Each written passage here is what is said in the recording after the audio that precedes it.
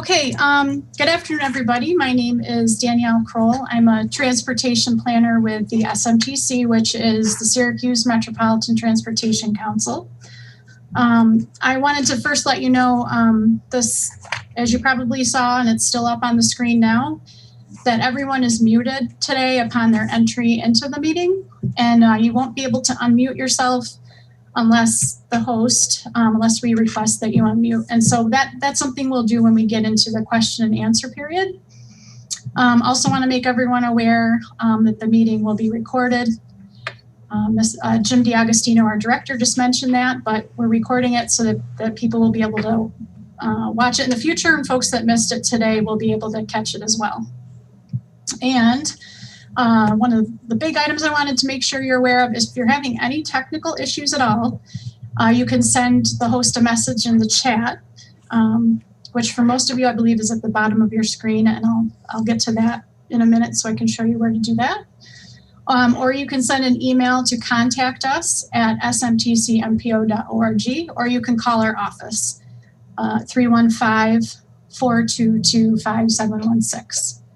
And we also have all of this information up on our website as well, smtcmpo.org. And if you click on the public participation tab and then in the meetings tab, that'll get you the information that you need. So as I mentioned, I'm Danielle Kroll with SMTC. And I just quickly am going to introduce our director, James DiAgostino, director of the SMTC that's with us today.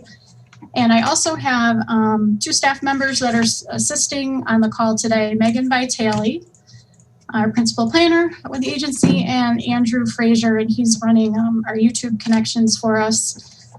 So thank you to both of you guys. They're gonna help me try to keep this meeting organized and running smoothly. We also have several other SMTC staff in attendance. And we've got, one second here, I'm not able to make my slideshow go forward. So let me start this again. I apologize for that. Let's see.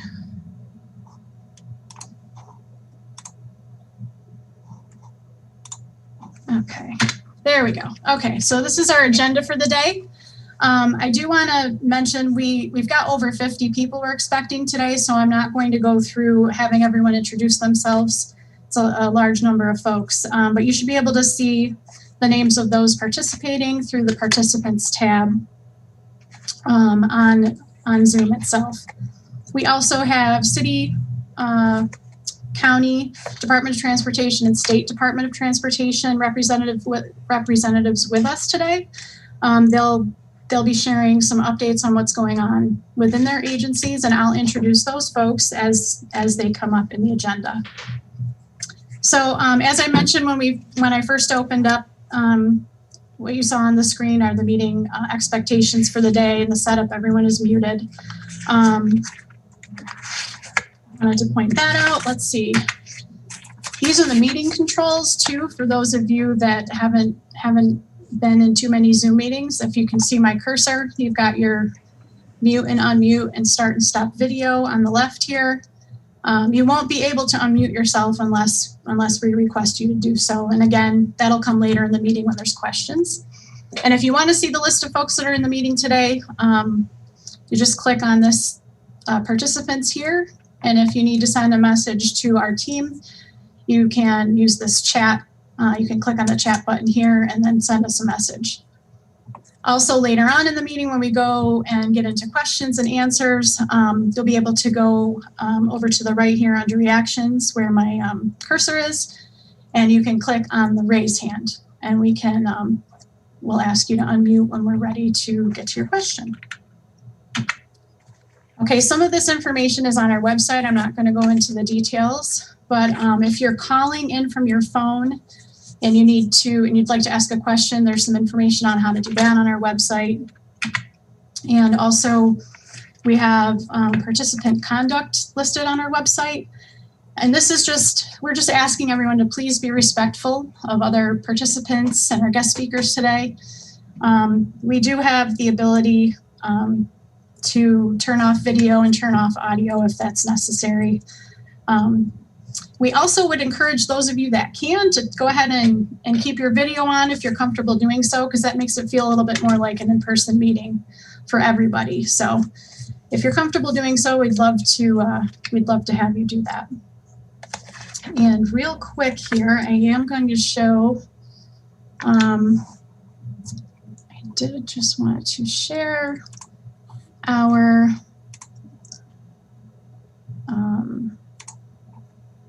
website very briefly for those of you that might need to get to that.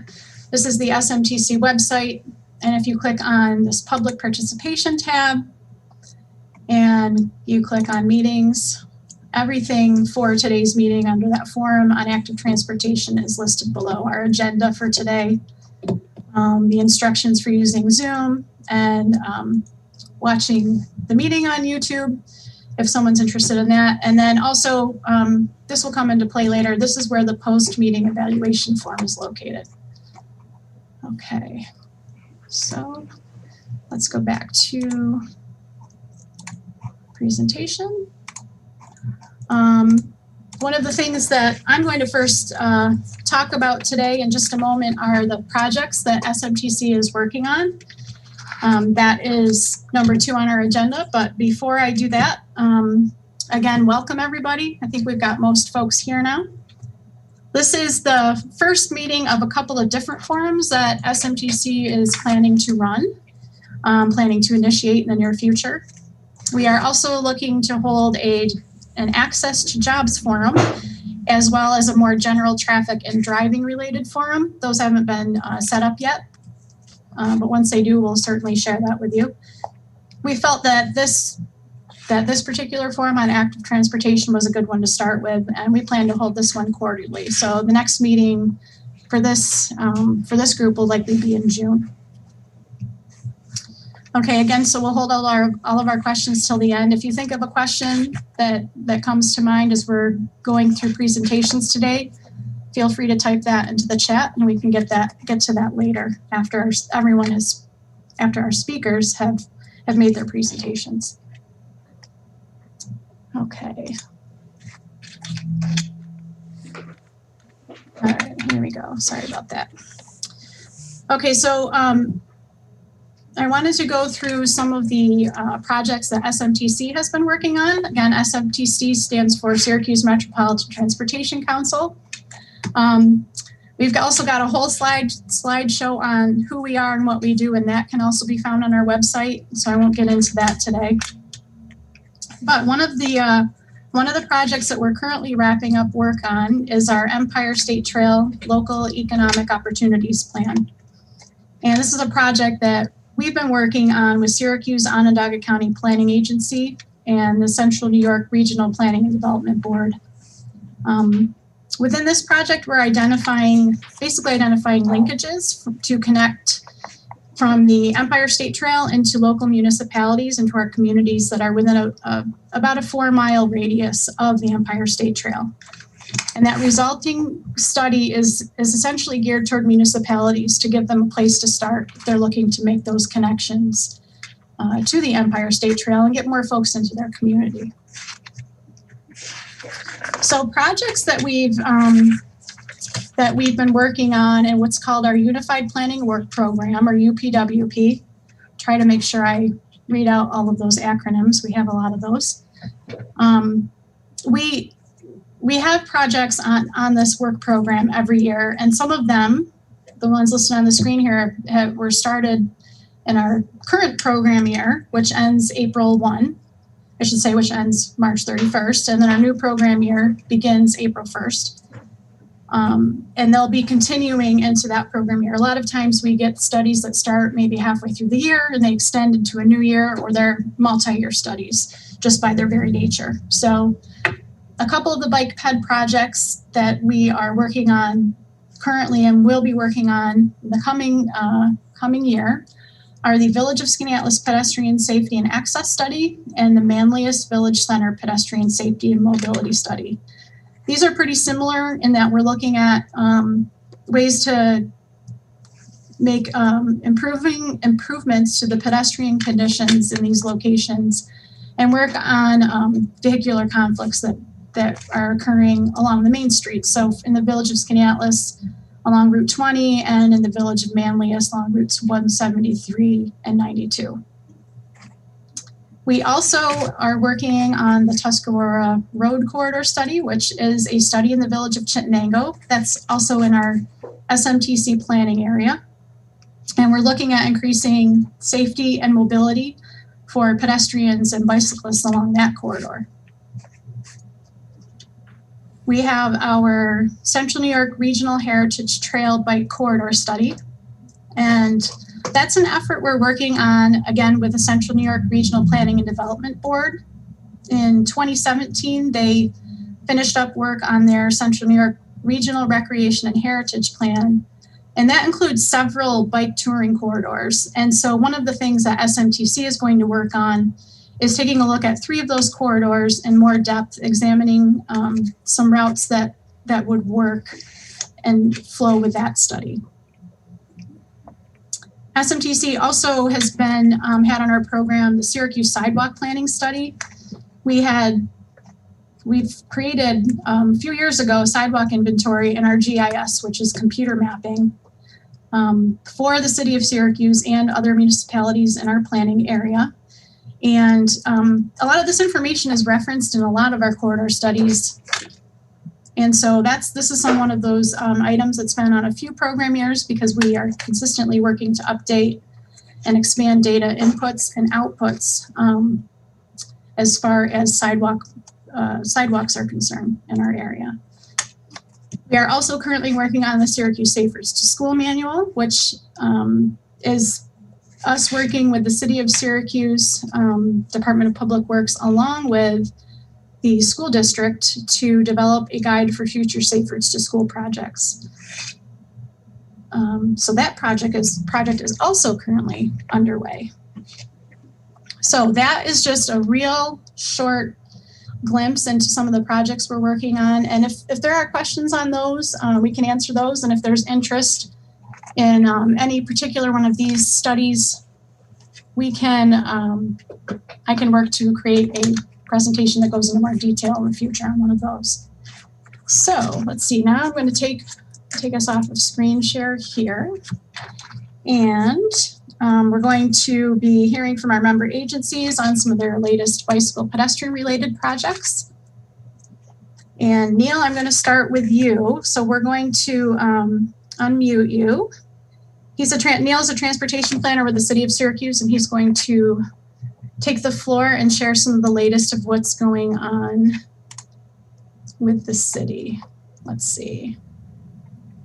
Okay, Neil. Hi there, can you hear me? Okay. Yeah. Great, so I see a lot of familiar faces out there.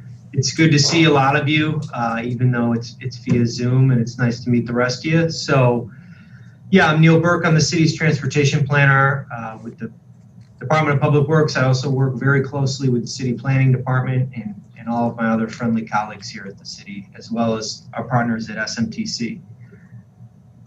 Some updates that I can share with you. Obviously we don't have all day to go over these things, but starting off on a positive note, even though we're still in the midst of COVID, last year we took steps to repurpose some of our right-of-way. The most visible portion of that was weekends on Walton, where we closed down several blocks of Walton Street on the weekends only to allow for seating in the street. And what that allowed us to do was provide extra room for people to recreate, walk, roll, run, you name it, as well as provide ample and increased areas for restaurants and businesses to set up shop for customers, to sell their wares, things like that. And so that was really our first foray into that last year, and we did a rush job. We really tried to get it done. It was a coordination between multiple departments, but we had a lot of great feedback. And yes, we wanted to do other closures, or we call them open streets, in other neighborhoods. And what we learned last year in Armory Square is something that we're hoping to bring to other neighborhoods this year. But most importantly, Weekends on Walton will be back for a second year, and it will likely start earlier in the season, as soon as the warm weather breaks, and last a little bit longer. But that's really number one. Number two is something also that we did related to COVID, and this ended up having a pretty big impact in terms of active transportation. So immediately we put the vast majority of city-owned signalized intersections to automatic recall. And basically what that means is that you no longer have to press the button to get the walk sign. And it sounds small, it sounds kind of novel, but it's one of those things that we did in order to reduce touching of unsanitized equipment that has an impact on walkability, has an impact on you in active transportation. That's something that we're continuing. It'll likely become permanent. We definitely have tweaks to make for sure, but we've been working on that for the past 7 or 8 months, and we look to continue it. Moving forward, we are almost out of winter, and yes, people bike all year long. However, biking definitely does see an uptick during the warmer months, and we have had a bike share for the past couple of years in Syracuse. Unfortunately, our partnership with that bike share operator was unable to continue due to the financial realities of COVID hitting their business. The good news is that we're in a position to issue another RFP. We actually have issued it, but we're getting a lot of good feedback on that. And so what that means for you, for active transportation, for folks around the city, that means that we will be seeking another partner to help us reinstate bike share, but also look towards the future for other modes as well. I'm sure a lot of folks have seen the headlines and maybe traveled elsewhere and seen things like scooters. You know, if you can electrify it and it's wheeled and put a battery on it, basically someone has done it so far. So we want to use this as an opportunity to research and see what other municipalities are doing and what other companies want to shop to us. So that's ongoing. The RFP is not due yet, but it's due pretty soon. We aim to have bike share or shared micromobility services back operating this spring. Awesome. And one of the newest additions here is that the city is taking a more proactive approach to traffic calming. We have done things like curb bump outs at intersections in the past. You know, we've taken a very tepid approach to it, but this year we are going to start a pilot for speed humps in residential areas. So it's going to start very, very small, only a handful of speed humps. We're going to collect as much data as you can imagine, radar speed data. We're going to take pictures. We're going to be out there measuring, you name it, we're going to do it.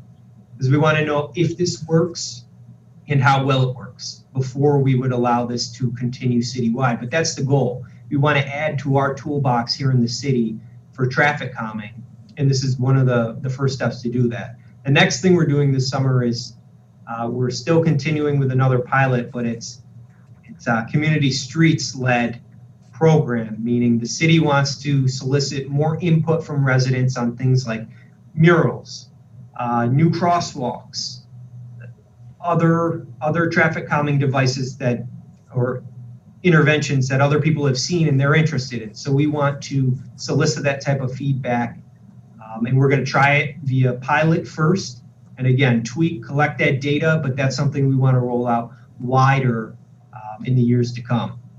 And last but not least, unfortunately, our nascent sidewalk clearing program was cut this year. We had planned yet another expansion of it to 100 miles of sidewalk. Unfortunately, the budget realities with COVID, being a sales tax dependent entity, really hit us hard. But we are still looking towards the future in terms of, what can maintenance, year-round maintenance, what can that look like in a city like Syracuse? What are the best practices from other municipalities? What would the costs be if the city were to take on maintenance of sidewalks? So that's sort of the long range ending with the long range view here, but it's absolutely on our radar. And as Danielle alluded to a little earlier, we're tasking SMTC with helping us in a multitude of areas, specifically around data and planning for that. Okay, thanks, Neil. Oh no, that's great. Thank you for sharing that, and we'll I'm sure we'll have some questions for you later. We had Danielle, if I may interject. Neil, yes. some questions just went into the chat for you, Neil, just for you to think about. Maybe if you can't get to them later on in the call, maybe you can at least develop answers for distribution later if we can't get to them later on today. All right, just want to make sure you saw the questions. Thank you. Oh yeah, he should be able to see those, I think. Yeah, okay. Thanks, Jim. Okay, let's see. Thank you, Neil. We're going to move on to Chris. Chris Robert is with the Onondaga County Department of Transportation. He's a civil engineer there. And Chris, we will unmute you. And then you need to unmute yourself. There you go. Okay, can you guys hear me? Yep. Sure Okay, can. I first apologize for not making it on to Zoom itself. My laptop is just giving me trouble here, so I think I'll just do it by phone. Oh, that's fine. Yep. No, I just wanted to highlight from the county. I mean, we, over the years, traditionally, infrastructure has been primarily set up for vehicular traffic. And, over the years, there's been more and more of a push to make sure we include all modes of travel. And, we, of course, our biggest projects that we're most focused on right now are the Loop the Lake Trail and connecting many different trail pieces throughout the region. That's been our most recent focus and probably our heavy lift in terms of resources to try and get done. But, we have focused on our road infrastructure itself. We've done projects in the last few years to add sidewalk to roads where we think it should be placed, and also add some bike lanes. Most recent was our Electronics Parkway project that was federally funded. We did add sidewalk out there.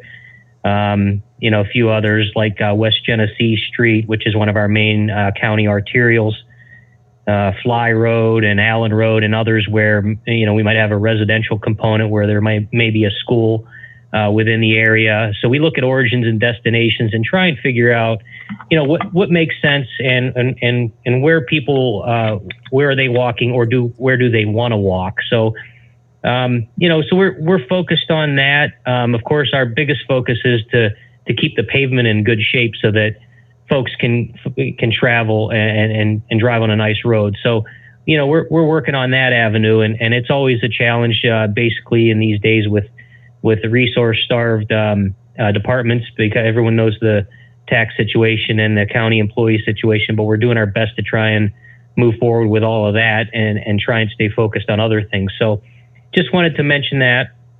The other thing I wanted to mention was that over the last few years, we've really been pushing hard on the Loop the Lake segments and trying to advance the length of the trail. Everyone's familiar with the existing trail that's on the Village of Liverpool side. And it had been constructed, I believe, back in 2015. We completed a segment that made its way to the amphitheater and a little bit beyond the amphitheater to the Orange Lot. That was in place for some time, but we in the last 2 years, actually, we started it in 2019. I'll call it phase one of the Loop the Lake project, which essentially got us from the Orange Lot down to what is now the DEC boat launch that opened last year. It's not a very long segment. I think it's 0.6 miles or so, but it brought us down off the Orange Lot and connected us to the boat launch. We did use federal funds for that. We had a lot of requirements to meet, had to deal with solvay waste and heavy environmental restrictions to get that job done. So we were happy to get that done. It included a four-sided concrete box culvert that we had to float in to basically a small swale that comes out. It's a drainage pattern for the Orange Lot. And the soils were so bad that we actually had to float it. We had to float this box on top of a very poor soil structure, which was very difficult and time consuming. But nevertheless, that was a I think it was about a $1.5 million project, and we were able to get that done in late 2019. So then also at DOT, we've been working hard with Honeywell. They have had numerous projects around the lake to clean up the lake. Of course, they're under the ACJ, which were required by the courts to do some cleanup. But we've been partnering with them, and we were able to have them construct what I'll call the next section of the Loop the Lake Trail, which would be from the boat launch, the DEC boat launch site. And if anyone doesn't know where that is, that's basically right off of exit 7 at 690. As you head up the hill to the orange lot, that's basically the area right there where the DEC boat launch has been placed and now in use. But Honeywell built a section of trail in concert with our review and others to build another 3,100 feet or roughly 0.6 miles of trail all the way down to the tributary, which is Harbor Brook, which is down near, I'll call it the southeast corner of the lake. So from there, we picked up a project a few years ago, which was probably our heaviest lift to date, and it's a roughly 0.9 mile trail, but we had to navigate over the CSX railroad tracks and over the New York Susquehanna and Western line that's there. Very difficult to deal with CSX, and we were happy to get a 6-span concrete bridge structure over those tracks and connect the Loop the Lake Trail into the city at Hiawatha Boulevard. I can't tell you how difficult it was. Aside from right-of-way acquisitions, we had to deal with extremely poor soil conditions. I think we actually started getting bearing capacity of soils down at about 200 feet. So it gives you an idea of how many piles we had to put in to support a 6-span structure. About $11 million project.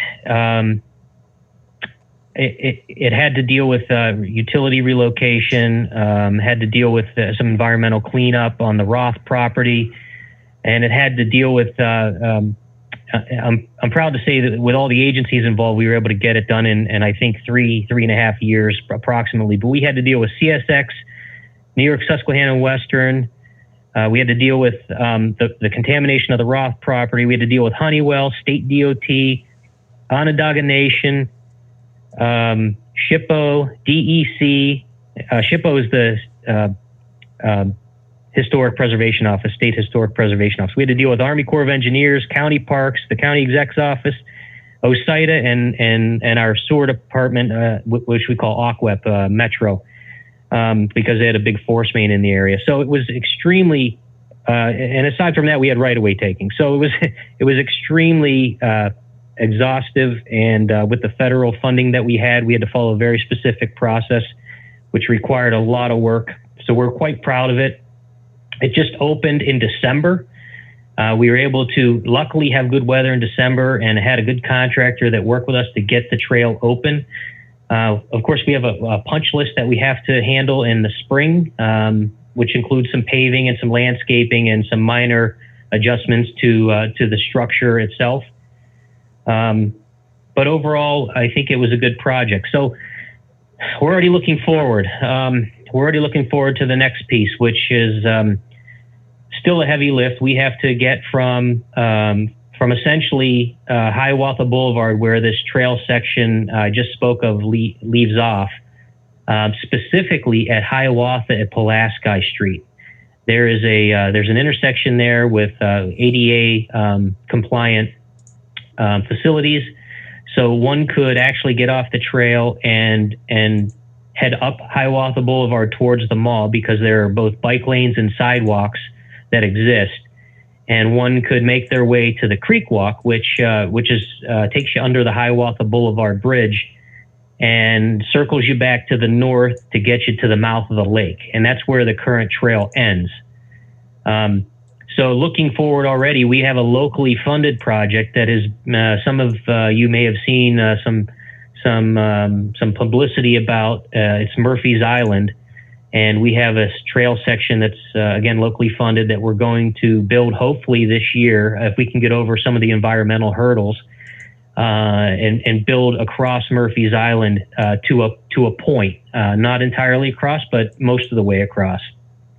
So again, looking further forward, we have an additional project, which is a federally funded project that would get us from that point over to Liverpool. It is a very long segment. I believe it's 3.5 to 4 miles.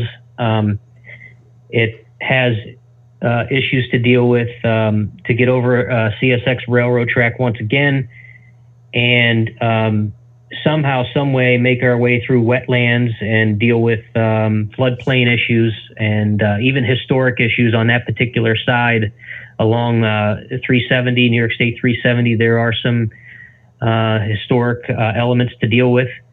So we have to deal with all that, as well as right-of-way takings, to make our way back to what we call the Butterfly Garden, which is pretty close to the village of Liverpool. And then we have to cross Bloody Brook. And at that point, we would land on an existing trail and we'll have completed the Loop to Lake Trail after, I think, the county's planned since the 1970s to do so.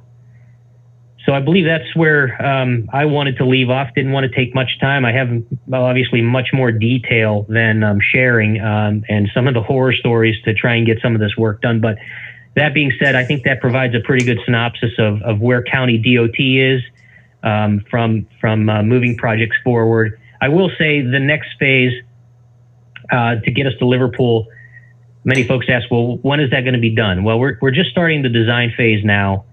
It usually takes 2, 3, sometimes 4 to 5 years to get through the design. We're hoping we can do it in 3 and be in construction in the mid 2024 range, 2025 range, if not a little sooner. So that's where I'll leave off, and I guess I'll turn it back to you, Danielle.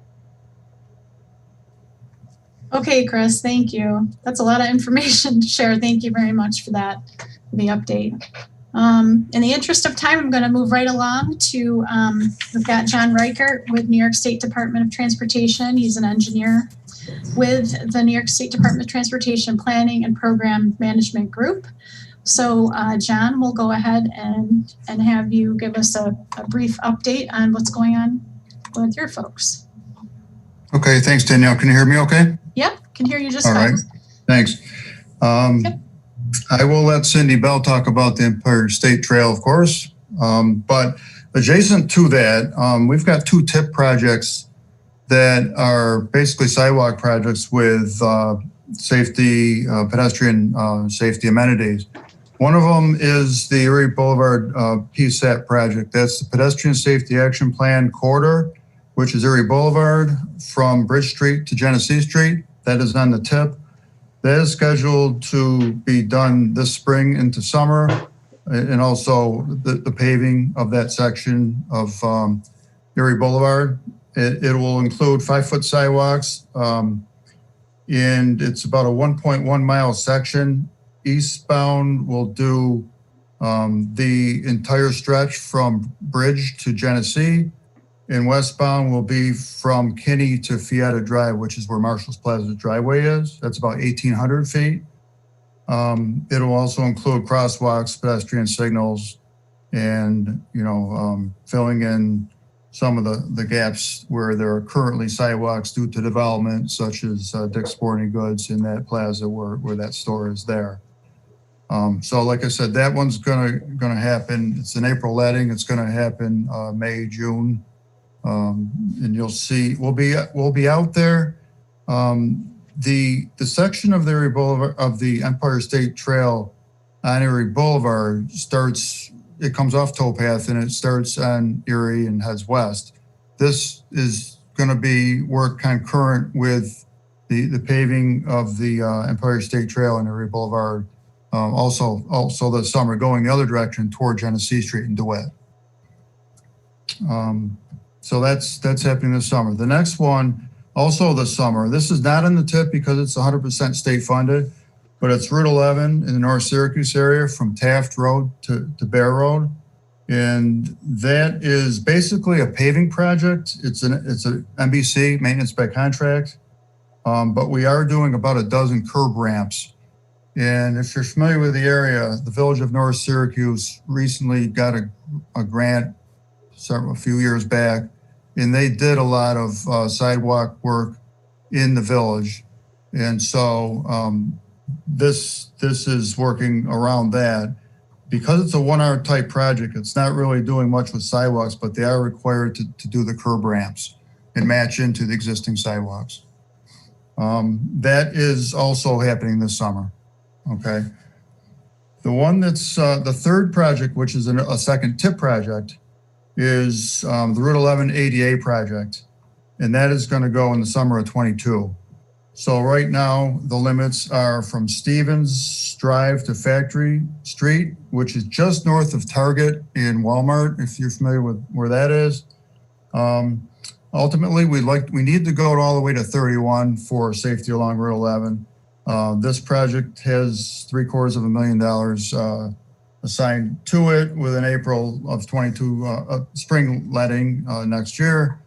And so basically the sidewalks will be on the northbound side, will be from Stevens to Factory all the way, actually all the way to 31 on the northbound side. Southbound side will be within the limits of Stevens to Factory. And so the scope of the work is basically improving sidewalks, crosswalks, curb ramps, pedestrian signals. And the last thing I want to mention is that we expect the public meeting for this project to be, we don't have the date yet, but later on this year. And those are the 3 projects I wanted to mention. Okay, great. Thank you, John. I appreciate it. And we'll get right into this presentation on the Empire State Trail here. I know that I think a lot of folks are on for that purpose today. So I'd like to introduce Cindy Bell. She's a project manager with the Region 3 New York State Department of Transportation Design Group. And she oversaw the Empire State Trail project locally, so the sections that have been completed in Region 3.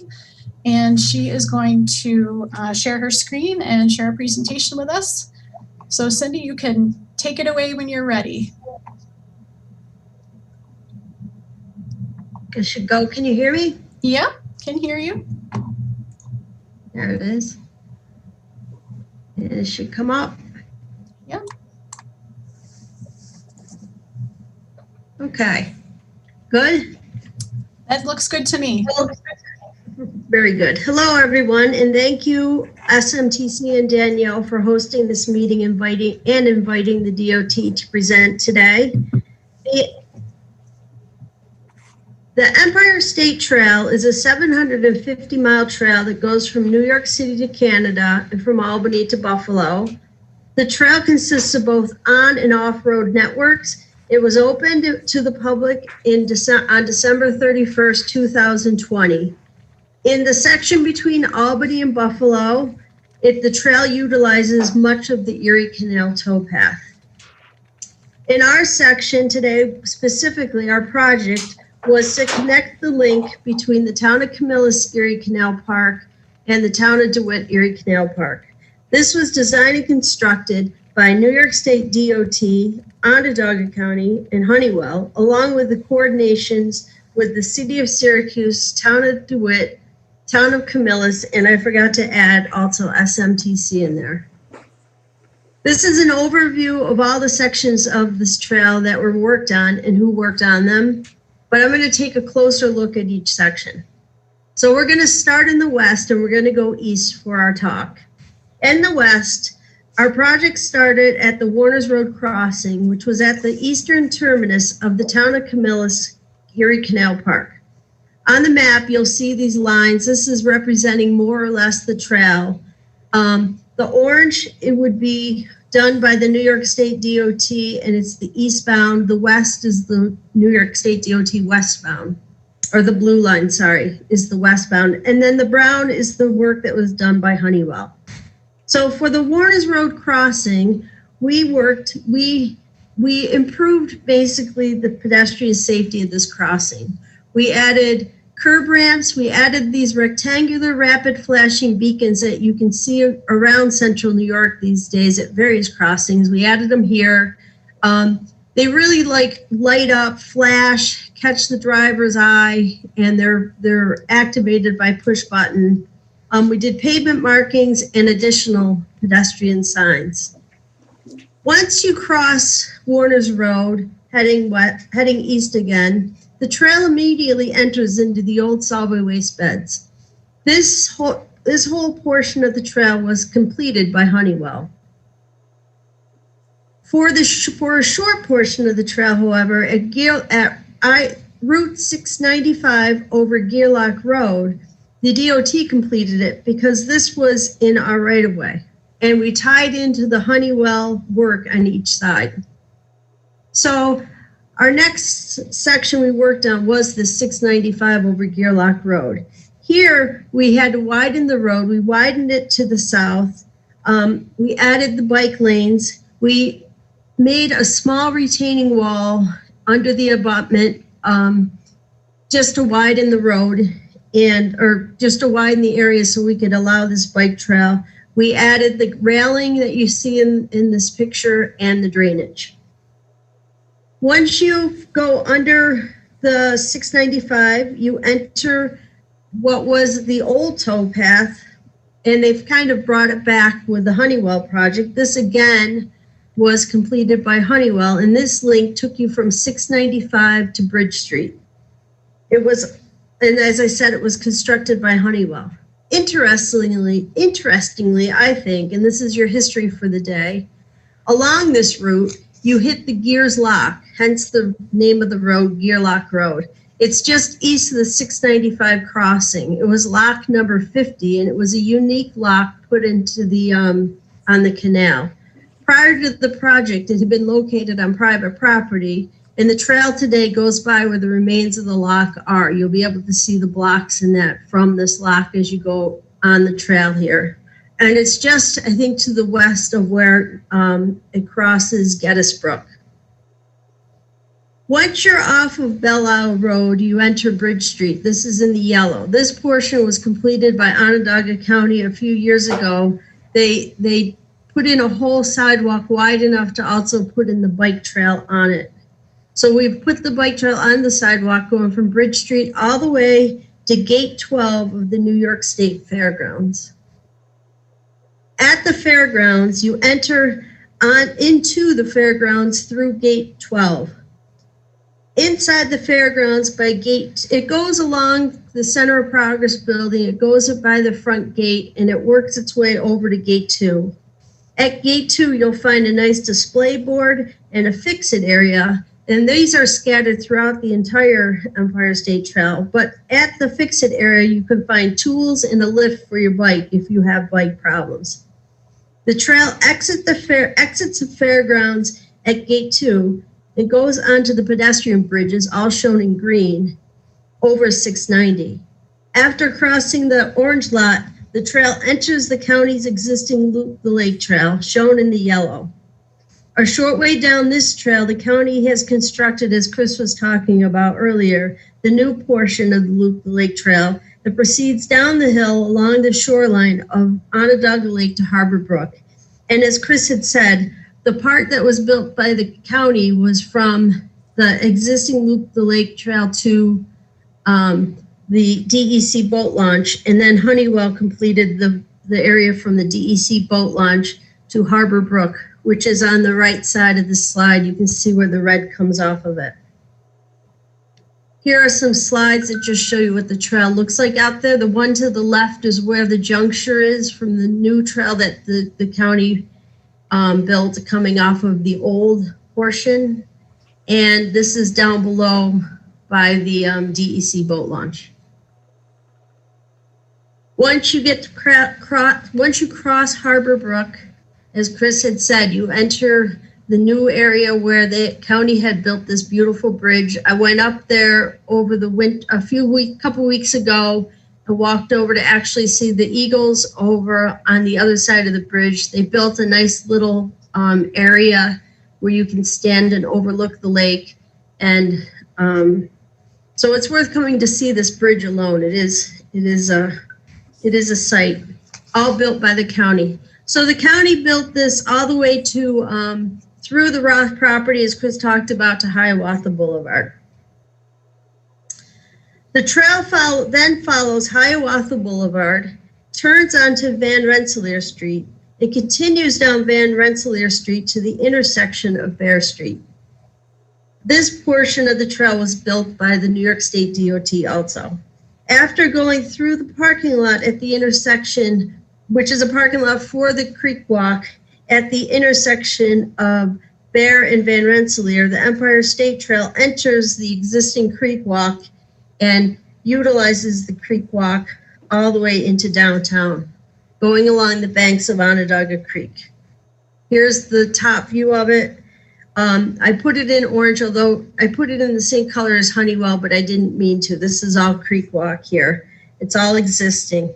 The Empire State Trail follows the creek walk through Inner Harbor, Franklin Square, under the 690 bridges, and then into downtown, where it leaves the creek walk at the intersection of Franklin Street and Water Street. The next section of the trail was all done on Water Street, again done by New York State DOT. The trail follows Water Street from Franklin Street to Beach Street. The section of the trail is, we made improvements in this section also, which included another one of the RRFB, those flashing signs. You'll see it at the corner of Water Street and Franklin Street for the pedestrians. We added curb ramp, safe bike lanes, and if you ever park there, you've noticed that the parking would have changed in front of the federal building, where now it is back-in parking. Also to help protect the bicyclist, as cars won't have to back out of a spot, they can pull out forward. Here is a couple pictures from Water Street. The one on the left shows you at Hanover Square, where we built a single lane for the bicyclists going westbound, so they don't have to go into the opposing traffic. Bicyclists going eastbound go with the traffic and have a lane over on the other side, or actually in the lane with the cars. And this is just another location along Water Street, I think by the old, right by the 81 bridges. Here at the end of Beach Street, the trail enters Erie Boulevard. It travels along Erie Boulevard from Beach Street to Teal Ave on the north side of the road, and it's on its own designated bike lanes. From Teal Ave to Bridge Street, the trail is located in the median of Erie Boulevard. All the work along Erie Boulevard was completed and is being completed by the DOT. And this is just another slide continuation all the way down to Bridge Street here. So, Erie Boulevard. This is a list of some of the work that has been done along Erie Boulevard as part of this project. We reduced the lanes along Erie Boulevard by one in each direction from Teal to Bridge Street. The reductions were made in the lanes closest to the median. This was to allow for the needed grading or widening of the median for the trail. We also reduced Erie Boulevard by one lane between Beach Street to Teal Ave to allow us to build the trail along the north side of Erie Boulevard. We added a two-way left turn lane, the TWTL, between Beach Street and Teal Ave. We constructed new sidewalks and curb ramps along Erie Boulevard to give connectivity for the entire length of the project of sidewalks on both sides. And we installed the new signals that even include little bike signals along the trail, which you'll see if you ride along the median. We also did some drainage work. And this spring, as John Reichert alluded to, we will be completing this project by repaving and restriping Erie Boulevard. So, photos of Erie Boulevard. I have two here. The one to the left is where this project began. This is the crosswalk. This is at Beach Street and Erie Boulevard, and it shows where the bike lane is to the north side of Erie Boulevard. And the photo on the right is where Erie Boulevard goes to Bridge Street, is at Bridge Street, where it ends off of Erie Boulevard, that is. Here's a couple more photos. This is the one on the left is the Erie Canal Monument that was built many, many years ago. It's at T-Lab. It was kind of overgrown and hard to notice. We have brought it out, put a beautiful planter around it, put bent seating around it, using blocks, what would seem to be blocks from the Erie Canal stone, but they're not the actual blocks. And this is just a construction, showing the construction of the median, the other one, of the trail and the median. And here's a couple others, another seating with the blocks. Once the trail leaves Erie Boulevard, it goes down Towpath Road. This was also constructed by the DOT. The first section of Towpath Road from Sealy Drive to Widewaters Plaza, this part, we made Towpath Road one direction, and we did this to give enough room to add the trail both ways for the cyclists in this section. From Widewaters Plaza, or Parkway, sorry, to Kinney Road, the trail is on it would be the west side or the south side of Towpath Road as the road winds around. At Kinney Road, just before it, we built a new pedestrian bridge over 41, and then the trail goes down Butternut Drive to DeWitt Park. Here's a couple more photos of Towpath Road. This is where it enters. This is Sealy coming in. And here it is. And the other one is just showing a little further down on Towpath. There's now delineators between the cars and the bicyclists. The 41 bridge is a pedestrian bridge that was built just north and parallel to the Kinney Road Bridge. There's some construction photos here and here. And then here's a photo looking up from the DeWitt Park, Erie Canal Park, where the trail goes up and goes over the pedestrian bridge. So that completes my slideshow. And I don't want to end without saying thank you also to Gpi Engineering. They, out of Albany, they did an amazing job under a really tight schedule to design this, and they've been providing a lot of construction support. And so they were instrumental for many reasons on completing this job as they have. So thank you, and I think I'm going to stop sharing. Thank you very much, Cindy. Thank you, Cindy. We appreciate you taking the time to create that presentation and share that with us. It's so great to see really all of our trails kind of joining together and finishing up in the area. Our area has had one of the most, the gaps were never closed. It's one of the most difficult sections in the state to kind of figure it out. And here we are. It was, and I'd be remiss to not call this out. On the screen before you, you'll see one of the little boxes with the face in it is named Benjamin Madden. He worked here a long time ago, and he worked here for 20 some odd years when he did work here. And one of his big items that he was trying to push for was this exact closure of this canal trail. So he put his heart and soul into trying to make this happen over 20 years ago. And I'm sure he's happy to see that it finally has materialized. He's overseas now, but he joined us for the Zoom call. So thank you for making the time differential and joining us, Benji. And it's good to see you after all these years. Yep. I spent a few times out in the field with Benji looking at potential future sections of finishing up the Empire State Trail. So it's nice to see it all come together. So, all right, we're gonna give about 10 minutes for a Q&A session, and I apologize because we had such a big turnout, and we had a lot of great updates from our member agencies. So, if you have typed a question into the chat or you have already emailed us, I'm gonna get to a couple of those. A couple of questions right now, and whatever we don't get to today, I will make sure that we will be saving the chat so that we can get back to you if there's something we weren't able to get to today. But let's take a couple of minutes. If you have a question, go ahead and raise your hand. And if you have a question for any of the presenters or just a question in general, I'm going to go ahead and answer just a couple that came into us ahead of time while we're waiting for folks to raise their hands.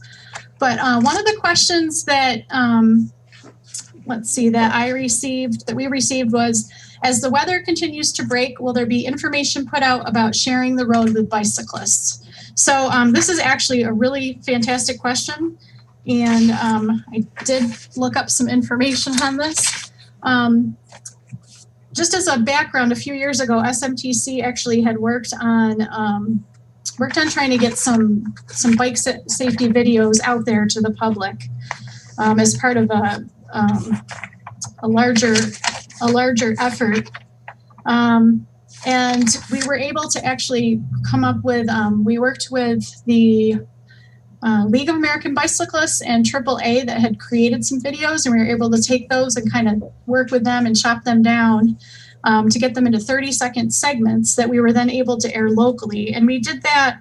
We had 5 videos that we aired in 2017 we did 2 5-week campaigns, 5 weeks in the summer, 5 weeks in the fall, that we shared on Fox, CNN, MSNBC, and Spectrum News. And one of those videos is also being shared at the statewide level.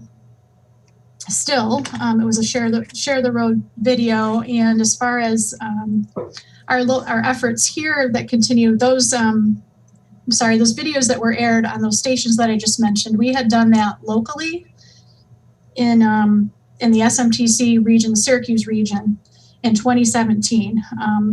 We do not currently have plans to run those again. However, every May when it's National Bike Month, we try to take a video a week and put that on our SMTC Facebook page. So we do have more information on that. If anyone is interested, we can email more information on that. But that's a great question, and especially with all of the trails opening up recently, or with the finishing of the Empire State Trail and the connection to all the other trails. It's a great question, and something that perhaps needs to be looked at again in the near future. But we do have some of those videos that are created that are out there. Okay, let's see. Yeah, go ahead. Ms. Flagg has had her hand up. Oh, okay. I'll see if I can get her to unmute here, see if I'm successful on that job or not. Annika, can you hear me? Yep, it's Anika. Anika, I'm sorry. I had a couple questions. One is, what is being done to appeal and get more involvement within communities of color? Well, Jim, I'm gonna hand this to you. Sure. We've used a variety of methodologies for involvement in this meeting. I'll be very honest with you. This meeting is as much an experiment as it is anything else during the pandemic. We've not had a lot of big public meetings in the past year for obvious reasons. But we felt we wanted to try to get back into it. This was our first real foray into a public forum since we've been able to be shut down. And I'll be honest that this is today is an experiment as much as it is anything, because we're trying to learn as we go. We are by no means experts at running virtual public meetings. We've run a lot of them in person. We've done hundreds of them in person, but we don't do them this way. So we are learning at doing this. And in terms of doing direct invitations to people, if there are people we didn't hit for this particular invitation list, we are open-minded. If you can give us either lists or contacts of people who may have lists for invitations, we will take them. We'll add them to our direct mailings for both email distribution or social media distribution. and we'll be sure to add them to our list for notifications for these in the future. We want to be as inclusive as possible, but we're working off of our existing mailing lists back when we were doing in-person meetings, and they're not. I'm not going to pretend they're sufficient for doing this kind of meeting this way. So I am very open to expanding those lists. If you have some, please send them our way, or if you have contacts, please send them our way, and we will use those as well. Whatever you can send us, we will leverage. Oh, I absolutely will, because I asked because I haven't even had some of the invitations, and I have direct involvement with Slow Road Syracuse, and also I'll be starting a Black Girls Do Bike chapter here as well. But that's why whenever I'm at these meetings and I don't see the communities of color represented, that's why I like to know, because I want to know when we're talking about the cycling, what are the benefits to those communities if you're not reaching out to those communities, or they're not learning of the trails until, oh, okay, I see somebody, or if I'm posting something saying, hey, let's meet up here, it's very important to also include those communities in these forums. Thank you, and I will be in touch. Yeah, absolutely. Please, well, I'll make sure I send you a message. We'll work on that. Thank you. Let's see. Megan, do you see another question that I don't see anyone with their hand raised. Okay. We did have a few questions come in specifically about trails in the area. Mr. Rice is actually raising his physical hand. So we'll count that. Okay, that counts. I can. Go ahead, Mr. Rice. Okay. Yeah. My question is, who is taking on the responsibility for keeping all this trail area cleared not only of snow and the like, but also cleaned? Is somebody picked up on that? I will have to defer to the facility owners for their own individual impressions of that. I don't have the answers to each and every one of those facilities. I believe that, unless Danielle does. well, I don't have all the answers for that, but I believe that with each of the sections of trail that have been, the new trail that have been built, there are what you find in there, a table of maintenance jurisdiction, which indicates which entities are responsible for a certain particular section of trail. And I don't have that right in front of me, and I don't necessarily have all of that information, but and in most cases, the maintenance and the upkeep falls on typically the town or village that section of trail, town, village, or city that section of trail is located in. Now, I don't know myself if snow and ice removal is considered part of that or not, and I don't know if any of our member agencies are able to speak to that. Oh, looks like Owen might be able to say a couple words, so we can unmute him.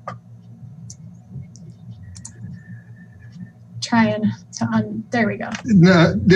Danielle, you're correct. And generally speaking, and we've been working real closely with Cindy, and as it relates to the Empire State Trail that you just heard about, the portions of the city trail will ultimately be maintained by the city. The project is substantially complete. There's still, as Cindy noted, there's still some work that will occur this spring, but the trail, clearing the trail and generally maintaining the area around the trail will be the city's responsibility. And I saw Karen from the town. I believe the town has a pretty similar arrangement. So, Mr. Rice, that's the plan.